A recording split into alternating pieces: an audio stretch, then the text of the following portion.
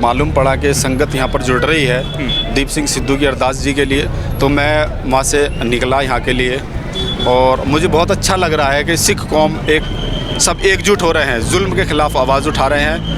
तो हम इसमें बराबर के शरीक हैं और हमेशा रहेंगे। मुस्लिम भाईचारे ਦੇ ਵਿੱਚ ਕੀ ਸੋਚ ਆ ਦੀਪ ਸਿੱਧੂ ਦੀ ਸ਼ਖਸੀਅਤ ਨੂੰ ਲੈ ਕੇ ਜਾਂ ਉਹਨਾਂ ਦੀ ਛਵੀ ਨੂੰ ਲੈ ਕੇ? मुस्लिम भाईचारे में जो दीप सिंह सिद्धू की सोच है वो एक शेर का बंदा, शेर का बच्चा समझो। हमारे जो लोग हैं, हम लोग कभी दीप सिंह सिद्धू के बारे में हमने गलत नहीं सोचा, ना ही सोचेंगे और हमेशा वो हमारे दिल में रहेंगे और हमेशा हमारी याद में रहेंगे। का कोई ऐसा इतिहास नहीं रहा कि वो इंसान हमारे देश के ख़िलाफ़ था या हमारी सिख कौम के ख़िलाफ़ था या मुस्लिम कौम के या हिंदू कौम के ख़िलाफ़। उसने कभी कोई ऐसा लफ्ज़ हमने नहीं सुना, ना ही हमने कोई वीडियो देखा, ना ही हमने किसी से सुना कि वो किसी के ख़िलाफ़ थे। वो जुल्म के ख़िलाफ़ एक आवाज़ उठने की पहला दिन थी, उसी दिन नींव रखी गई और ये हमेशा जारी रहेगी। और दीप सिंह सिद्धू जी हमेशा दिल में थे और दिल में नहीं, अब तो सिर पर चढ़ के बोलेंगे।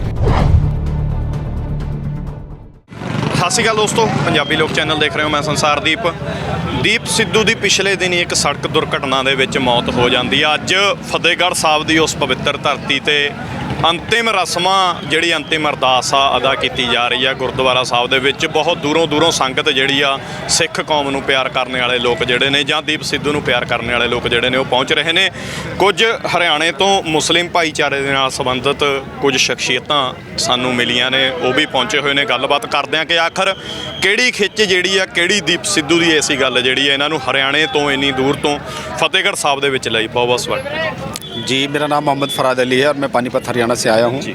और मुझे जब मालूम पड़ा कि संगत यहाँ पर जुड़ रही है दीप सिंह सिद्धू की अरदास जी के लिए, तो मैं वहाँ से निकला यहाँ के लिए और मुझे बहुत अच्छा लग रहा है कि सिख कौम सब एकजुट हो रहे हैं, जुल्म के खिलाफ आवाज़ उठा रहे हैं। तो हम इसमें बराबर के शरीक हैं और हमेशा रहेंगे। ਫਰੀਦ ਭਾਈ, ਕੀ ਸੋਚਦੇ ਹੋ ਦੀਪ ਸਿੱਧੂ ਦੀ ਸ਼ਖਸੀਅਤ ਬਾਰੇ? ਕਿਉਂਕਿ ਸਵਾਲ ਵੀ ਕਾਫੀ ਵਾਰ ਚੱਕੇ ਗਏ ਨੇ ਦੀਪ ਦੇ ਉੱਪਰ, ਵੱਡੀਆਂ ਸਟੇਜਾਂ ਤੋਂ ਏਜੰਸੀਆਂ ਦਾ ਬੰਦਾ ਵੀ ਉਹਨਾਂ ਨੂੰ ਕਿਹਾ ਗਿਆ, ਪੋਲੀਟੀਕਲ ਪਲੈਨਡ ਬੰਦਾ ਵੀ ਉਹਨਾਂ ਨੂੰ ਕਿਹਾ ਗਿਆ। ਮੁਸਲਿਮ ਭਾਈਚਾਰੇ ਦੇ ਵਿੱਚ ਕੀ ਸੋਚ ਆ ਦੀਪ ਸਿੱਧੂ ਦੀ ਸ਼ਖਸੀਅਤ ਨੂੰ ਲੈ ਕੇ ਜਾਂ ਉਹਨਾਂ ਦੀ ਛਵੀ ਨੂੰ ਲੈ ਕੇ? मुस्लिम भाईचारे में जो दीप सिंह सिद्धू की सोच है वो एक शेर का बंदा, शेर का बच्चा समझो। और मुस्लिम भाईचारे में जो है, जो मेरा खुद का सर्किल है, मेरे जो यार दोस्त हैं, हमारे जो रिलेटिव है, जहाँ मेरी बैठक है, कोई भी दीप सिंह सिद्धू के बारे में ऐसा नहीं सोच सकता कि गलत है। और जालिम लोग हैं जो गलत सोच जिनकी है वो तो गलत को गलत ही बोलेंगे। बाकी हमारे जो लोग हैं, हम लोग कभी दीप सिंह सिद्धू के बारे में हमने गलत नहीं सोचा, ना ही सोचेंगे और हमेशा वो हमारे दिल में रहेंगे और हमेशा हमारी याद में रहेंगे। ਪਤਾ ਕਿਸ ਤਰ੍ਹਾਂ ਲੱਗਦਾ ਕਿ ਦੀਪ ਸਿੱਧੂ ਨਾਲ ਐਡਾ ਵੱਡਾ ਭਾਣਾ ਜਿਹੜਾ ਵਾਪਰ ਚੁੱਕਿਆ, ਇੱਕ ਬੇਖੌਫ ਹੋ ਕੇ ਬੋਲਣ ਵਾਲਾ ਨੌਜਵਾਨ ਜਿਹੜਾ ਇਸ ਦੁਨੀਆ ਤੋਂ ਜਾ ਚੁੱਕਿਆ, ਪਤਾ ਕਿਸ ਤਰ੍ਹਾਂ ਲੱਗਦਾ? ਤੇ ਉਸ ਤੋਂ ਬਾਅਦ ਫਸਟ ਰਿਐਕਸ਼ਨ ਕੀ ਹੁੰਦਾ, ਪਹਿਲੀ ਸੋਚ ਕੀ ਆਉਂਦੀ ਹੈ ਮਨ ਦੇ ਵਿੱਚ? पहली सोच तो ये होती है, हमें जब उनका एक्सीडेंट का पता लगा और बड़ा अफसोस हुआ और हमने 6-7 बंदे हम बैठे हुए थे, हमने तभी कहा कि आज हुकूमत ने अपना काम कर दिया, इस बंदे को मरवा दिया। वरना ये बंदा ऐसे मरने वाला नहीं था, ये प्लानिंग के तहत उनका एक्सीडेंट कराया गया है।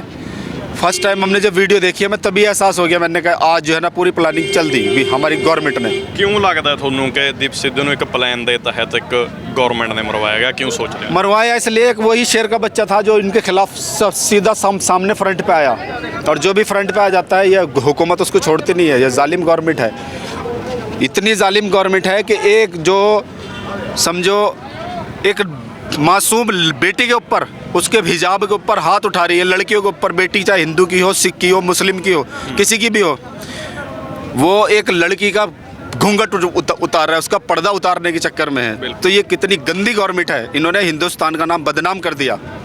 ਫਾਇਦਾ ਕਿਸ ਨੂੰ ਹੋ ਸਕਦਾ ਤੇ ਕੀ ਫਾਇਦਾ ਹੋ ਸਕਦਾ? ਕਿਉਂਕਿ ਦੀਪ ਸਿੱਧੂ ਬੇਸ਼ੱਕ ਬੋਲਦੇ ਸੀ, ਬੇਖੌਫ ਬੋਲਦੇ ਸੀ, ਕਿਉਂ ਮਰਵਾਇਆ ਗਿਆ? ਕਾਰਨ ਕੀ ਹੈ ਕਿ ਫਾਇਦਾ ਕਿਸੇ ਨੂੰ ਫਾਇਦਾ ਹੋ ਸਕਦਾ ਤਾਂ ਕਰਕੇ, ਜਾਂ ਫਿਰ ਇੱਕ ਨੌਜਵਾਨਾਂ ਨੂੰ ਇਕੱਠੇ ਕਰਨ ਦੀ ਜਿਹੜੀ ਕੋਸ਼ਿਸ਼ ਦੀਪ ਸਿੱਧੂ ਵੱਲੋਂ ਕੀਤੀ ਜਾਂਦੀ? फ़ायदा किसी को, इनको क्या होगा फ़ायदा? इनकी जो पॉलिटिकल उनका सिक्का चमकेगा और कुछ नहीं है। बाकी जो इन्होंने नई जनरेशन के अंदर जो गुबार भर दिया है ना सिखों के खिलाफ के ये खालिस्तानी है, किसान आंदोलन जो हो रहा था उसमें इन्होंने बहुत आवाज़ उठाई कि खालिस्तानी है। इन्होंने अपनी नई जनरेशन के अंदर जो ये गुबार बढ़ा है ना, उस नई जनरेशन को भी मालूम नहीं है, क्योंकि स्टूडेंट लाइफ है, उनको इतनी अकल नहीं होती। जब उनकी शादियाँ हो जाएंगी, उनके बच्चे होंगे, जब वो कमाएंगे ना, तब उन्हें पता चलेगा महंगाई क्या होती है। और जो बीजेपी हुकूमत ने किया है हिंदुस्तान के अंदर, महंगाई से कमर तोड़ कर रख दी है गरीब आदमी की। तो वो उस नई जनरेशन को उस वक्त मालूम पड़ेगा कि वाकई में हम लोग गलत थे। अभी एहसास नहीं होगा, नई जनरेशन ने नया खून है, जो जैसा किसी पॉलिटिकल ने दिमाग में फिट कर दिया तो वही वो बोल रहे हैं जी। क्योंकि बंदा जब कमाता है और खाता है ना, अभी बाप कमा रहा है, बेटा खा रहा है, जब बेटा कमाएगा ना, बाप को खिलाएगा, तब एहसास होगा कि ना हम गलत थे। ਨੈਸ਼ਨਲ ਲੈਵਲ ਦੇ ਮੀਡੀਆ ਦੇ ਨੈਸ਼ਨਲ ਮੀਡੀਆ ਵੱਲੋਂ ਜਦੋਂ ਦੀਪ ਸਿੱਧੂ ਦੇ ਨਾਲ ਇਹ ਹਾਦਸਾ ਹੋ ਜਾਂਦਾ ਜਾਂ ਹੱਤਿਆ ਹੋ ਜਾਂਦੀ ਆ, ਕਿਹਾ ਜਾਂਦਾ ਮਾਰਾ ਗਿਆ ਲਾਲ ਕਿਲੇ ਕੀ ਘਟਨਾ ਦਾ ਮੁੱਖ ਦੋਸ਼ੀ, ਇਸ ਤਰ੍ਹਾਂ ਦੇ ਸਲੋਗਨ ਜਿਹੜੇ ਨੇ ਚਲਾਏ ਜਾਂਦੇ ਨੇ, ਉਸ ਨੂੰ ਗਦਾਰ ਤੱਕ ਕਿਹਾ ਜਾਂਦਾ। ਤੁਹਾਨੂੰ ਕੀ ਲੱਗਦਾ, ਕੀ ਸੋਚਦੇ ਹੋ ਨੈਸ਼ਨਲ ਮੀਡੀਆ ਦੀ ਇਸ ਖਬਰ? वो एक घटिया सोच है, वो एक घटिया और गंदी सोच है, वो एक घटिया और बहुत गंदी सोच है और ऐसा उनका बोलना गलत है। दीप सिंह सिद्धू जी का कोई पिछला करैक्टर ऐसा नहीं रहा, उनका कोई ऐसा इतिहास नहीं रहा कि वो इंसान हमारे देश के ख़िलाफ़ था या हमारी सिख कौम के ख़िलाफ़ था या मुस्लिम कौम के या हिंदू कौम के ख़िलाफ़। उसने कभी कोई ऐसा लफ्ज़ हमने नहीं सुना, ना ही हमने कोई वीडियो देखा, ना ही हमने किसी से सुना कि वो किसी के ख़िलाफ़ थे। 26 ਜਨਵਰੀ ਨੂੰ ਲਾਲ ਕਿਲੇ ਦੇ ਉੱਪਰ ਕੇਸਰੀ ਨਿਸ਼ਾਨ ਸਾਹਿਬ ਝੁਲਾਏ ਜਾਂਦੇ ਨੇ। ਸਿੱਖ ਕੌਮ ਦੇ ਬਹੁਤ ਦਿਲਾਂ ਦੇ ਨੇੜੇ ਮੰਨੇ ਜਾਂਦੇ ਨੇ ਨਿਸ਼ਾਨ ਸਾਹਿਬ ਜਦੋਂ ਝੁਲਾਏ ਜਾਂਦੇ ਨੇ, ਪਰ ਇੱਕ ਧੜਾ ਐਸਾ ਨਿਕਲ ਕੇ ਸਾਹਮਣੇ ਆ ਜਾਂਦਾ, ਦੀਪ ਸਿੱਧੂ ਨੂੰ ਗਦਾਰ ਤੱਕ ਕਹਿ ਦਿੱਤਾ ਜਾਂਦਾ ਹੈ। ਉਹੀ ਸਵਾਲ ਆ ਕਿ ਸਰਕਾਰ ਦਾ ਬੰਦਾ ਕਹਿ ਦਿੱਤਾ ਜਾਂਦਾ। ਉਸ ਸਮੇਂ ਮੁਸਲਿਮ ਭਾਈਚਾਰੇ ਦੇ ਮਨਾਂ ਦੇ ਵਿੱਚ ਕੀ ਸੋਚ ਆਉਂਦੀ ਆ ਨਿਸ਼ਾਨ ਸਾਹਿਬ ਜਦੋਂ ਲਾਲ ਕਿਲੇ ਦੇ ਉੱਪਰ ਝੁਲਾਏ ਜਾਂਦੇ ਨੇ, ਕੀ ਸੋਚਦੇ? निशान साहब लाल किले के ऊपर जब लगाया दीप सिंह सिद्धू जी ने, मैं उस वक्त मलेशिया में था और मैंने वीडियो देखी और उस वक्त जो है ना गलत कमेंट बहुत आए इंडिया की मीडिया से, हम वहाँ देखते थे। बाकी मेरी बात सुनो, अगर उनकी गलत मंशा होती तो वो तिरंगे को उतार के तब निशान सिंह लगाते। उन्होंने तिरंगे को तो छुआ ही नहीं, उन्होंने निशान सिंह सिर्फ इसलिए लगाया कि तुम किसानों के खिलाफ हो तो किसान तुम्हारे सर पे चढ़ के बोलेगा और हम कभी तुमसे दबने वाले नहीं हैं, ठीक है। ऐसी कोई गलत मंशा नहीं थी और मुस्लिमों के दिमाग में कभी कोई भी सिख कौम के लिए ना गलत बात आई, ना आएगी और ना है, और हमेशा हम सिख कौम के साथ थे और साथ रहेंगे और मिल के चलने वाले हैं। ਤੁਸੀਂ ਨੇ ਕਿਹਾ ਕਿ ਤੁਸੀਂ ਉਸ ਸਮੇਂ ਮਲੇਸ਼ੀਆ ਦੇ ਵਿੱਚ ਸੀ, ਹੋਰ ਵੀ ਮੁਸਲਿਮ ਭਾਈਚਾਰੇ ਦੇ ਲੋਕ ਹੋਣੇ, ਹੋਰ ਦੇਸ਼ਾਂ ਤੋਂ ਹੋਣੇ, ਜਦੋਂ ਉਹਨਾਂ ਨੂੰ ਇਸ ਘਟਨਾ ਦਾ ਪਤਾ ਲੱਗਦਾ ਤੁਸੀਂ ਤਾਂ ਪੋਜ਼ਿਟਿਵ ਵੇ ਦੇ ਨਾਲ ਸੋਚਿਆ, ਹੋਰ ਲੋਕਾਂ ਦਾ ਕੀ ਰਿਐਕਸ਼ਨ ਸੀ, ਕੀ ਗੱਲਾਂ ਕਰਦੇ ਸੀ ਕਿ ਇਹ ਜੋ ਘਟਨਾਕ੍ਰਮ ਹੁੰਦਾ 26 ਜਨਵਰੀ ਨੂੰ ਸਹੀ ਹੋਇਆ ਜਾਂ ਗਲਤ ਹੋਇਆ? उस वक्त जो है ना, ऐसा तो हमें किसी ने नहीं बोला कि गलत हुआ और ठीक हुआ। ठीक तो सिर्फ इसलिए बोला गया क्योंकि किसानों के ऊपर कितने जुल्म हो रहे थे, हम वो वहाँ वीडियो देखते थे। इन्होंने रोड पे किले गाड़ी हुई थी, इन्होंने पानी के प्रेशर लगाए हुए थे, ये खुला जुल्म नहीं, उसको जुल्म बोला जाएगा। वो क्या जुल्म हुआ? वो जुल्म के खिलाफ एक आवाज़ उठने की पहला दिन थी, उसी दिन नींव रखी गई और ये हमेशा जारी रहेगी। और दीप सिंह सिद्धू जी हमेशा दिल में थे और दिल में नहीं, अब तो सिर पे चढ़ के बोलेंगे। ਕਿਹਾ ਜਾਂਦਾ ਕਿ ਦੀਪ ਸਿੱਧੂ ਵੀ ਕਹਿੰਦੇ ਸੀ ਕਿ ਕੌਮ ਜਿਹੜੀ ਆ, ਸਿੱਖ ਕੌਮ ਜਿਹੜੀ ਆ, ਬਰਸੀਆਂ ਦੇ ਇਕੱਠੇ ਹੋਣ ਜੋਗੀ ਆ, ਭੋਗਾਂ ਦੇ ਇਕੱਠੇ ਹੋਣ ਜੋਗੀ ਆ, ਸੋਚ ਨਹੀਂ ਸਾਂਭ ਸਕਦੇ। ਮੁਸਲਿਮ ਭਾਈਚਾਰਾ ਕੀ ਸੋਚਦਾ ਕਿ ਕਿਹੜੇ ਉਪਰਾਲੇ ਕੌਮ ਨੂੰ ਜਾਂ ਭਾਈਚਾਰੇ ਨੂੰ ਕਰਨੇ ਚਾਹੀਦੇ ਨੇ ਕਿ ਦੀਪ ਸਿੱਧੂ ਦੀ ਸੋਚ ਨੌਜਵਾਨਾਂ ਦੇ ਵਿੱਚ ਜੋ ਇੱਕ ਬਣ ਚੁੱਕੀ ਹੈ ਉਹਨੂੰ ਕਾਇਮ ਰੱਖਿਆ ਜਾ ਸਕੇ? उसके लिए कायम तो यही रखना पड़ेगा। मेरी जो अपनी सोच है, मैं यही बोलना चाहूँगा, सिख कौम के साथ में मुस्लिम कौम को आना चाहिए और खुल के आना चाहिए। ये इस वक्त दबने का टाइम है, नहीं है। इस वक्त अगर दब गए तो समझो हमेशा के लिए दब के रह जाओगे। यही एक वक्त है कि सिख कौम के साथ कंधे से कंधा मिलाकर खुलकर सामने आ जाओ। ਮੁਸਲਿਮ ਕੌਮ ਨੂੰ ਇੱਕ ਡਰਾਇਆ ਜਾਂਦਾ ਹੈ, ਇੱਕ ਖੌਫ ਦਾ ਮਾਹੌਲ ਪੈਦਾ ਕੀਤਾ ਜਾਂਦਾ ਕਿ ਤੁਸੀਂ ਜਿੱਦਾਂ ਪਹਿਲਾਂ ਗੱਲ ਕਹੀ ਕਿ ਖਾਲਿਸਤਾਨ ਦੇ ਸਮਰਥਕ ਲੋਕ ਨੇ, ਖਾੜਕੂ ਲਹਿਰ ਜਦੋਂ ਹਥਿਆਰਬੰਦ ਸੰਘਰਸ਼ ਚੱਲਿਆ ਉਸ ਟਾਈਮ ਵੀ ਕਿਹਾ ਜਾਂਦਾ ਕਿ ਕਾਫੀ ਬੇਕਸੂਰ ਚਾਹੇ ਹਿੰਦੂ ਭਾਈਚਾਰੇ ਦੇ ਲੋਕ ਹੋਣ ਚਾਹੇ ਮੁਸਲਿਮ ਭਾਈਚਾਰੇ ਦੇ ਲੋਕ ਹੋਣ, ਉਹ ਮਾਰੇ ਗਏ। ਤੁਸੀਂ ਅੱਜ ਦਾ ਮੁਸਲਮਾਨ ਕੀ ਸੋਚਦਾ ਹੈ ਸਿੱਖ ਕੌਮ ਦੇ ਉਸ ਸੰਘਰਸ਼ ਬਾਰੇ ਜਾਂ ਲਾਲ ਕਿਲੇ ਵਾਲੀ ਘਟਨਾ ਬਾਰੇ ਜਾਂ ਅੱਜ ਦੀ ਸਿੱਖ ਕੌਮ ਜਿੱਥੇ ਖੜੀ ਆ ਉਸ ਬਾਰੇ? सिख कौम के लिए हम शुरू से ही अच्छा सोचते हैं और अच्छा सोचते हैं और सोचते रहेंगे। रहा एक खालिस्तानी किसान है, ये खालिस्तानी है, ये एक गंदी सोच के लोगों का कमेंट्स थे और वो सोच उनकी गंदी ही रहेगी। वो अगर अपनी सोच को सही कर ले तो हिंदुस्तान का नक्शा ही चेंज हो जाएगा। ये एक भाईचारे की कौम हम देखते आ रहे हैं, हम जब से पैदा हुए और आज तक सुनते आ रहे हैं। उस वक्त से लेकर आज तक सब हिंदू मुस्लिम सिख ईसाई सब मिलकर रह रहे थे। सन 2014 के बाद ही सब हिंदू के दुश्मन बन गए। क्या ये हिंदू खतरे में आ गया? उससे पहले हिंदू नहीं थे। हम बचपन से लेके आज मेरी 36-37 साल की उम्र आ गई, आज तक तो हमने नहीं सुना था हिंदू खतरे में है। मतलब पॉलिटिकल पार्टियां जड़ियां जानबूझ के, मोदी की गवर्नमेंट 2014 से आज से हिंदू खतरे में आ गया। कभी सिखों ने, कब उससे पहले तो खालिस्तानियों ने इनको नहीं कुछ कहा, मुसलमानों ने कुछ नहीं कहा। अब ये जो है ना सन 2014 के बाद सारा हिंदू खतरे में आ गया। उससे पहले हिंदू कहाँ था? अगर हिंदू खतरे में होता, 70 साल हो गए हिंदुस्तान आज़ाद हुए हुए, तो अब तक तो पता भी नहीं चलता अगर हिंदू खतरे में होता।